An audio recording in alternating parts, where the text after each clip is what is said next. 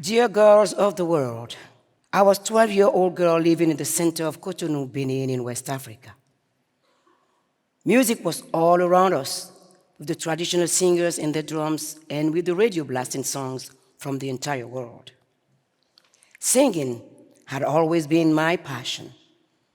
My mom even told me that I sung before I spoke. One day, I discovered an uplifting song that made everyone dance. It was called Pata Pata.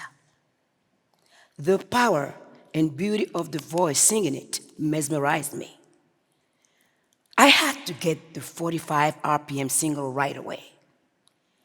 That's when I first heard the name of Miriam Makeba, the famous South African singer, and I also learned her struggle against apartheid and her success all over the planet. Even though at home I could see the respect that my father had for my mom, I could feel the world was unbalanced and that it was so hard for girls and women to succeed. Many of my girlfriends at school were dropping out of school at an early age as the social pressure was huge. Most of them could not choose their own destiny. It was as if they would always be the daughter, the wife, or the mother of someone. But looking at Miriam's smile on the cover, her confidence, and the respect she inspired, I started to dream. If an exiled African woman born from a poor family had been able to accomplish so much, there might be a little chance for me to follow her steps. Lost in my thoughts, lying on my bed, listening to her music for hours, learning by heart the lyrics of all her songs. In my imagination, I was already traveling with her, singing with her, meeting world leaders and advocating with her for the freedom of her people. That dream has never left me.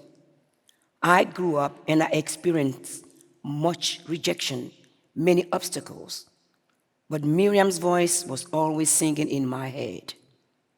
I started to have some success singing on the national radio.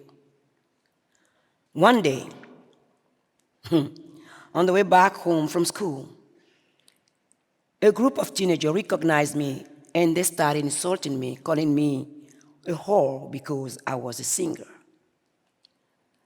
I came back home crying and wanted to give up singing for good. Mama Congo, my maternal grandmother, happened to be home. She asked me why I was crying so much. Once I explained, she gave me a piece of advice that I have never forgotten, that I want you to remember when you feel your dreams are shattered. She told me, "Do you want to be a singer?" I replied, "Yes, Grandma."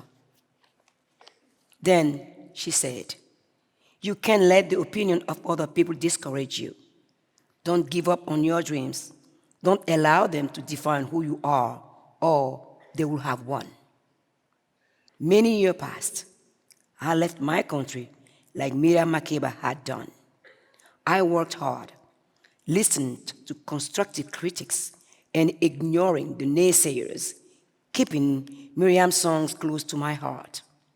Then, in a different decade, in a different country, the day finally came when I was asked to sing as the opening act for my beloved idol. I could not believe it.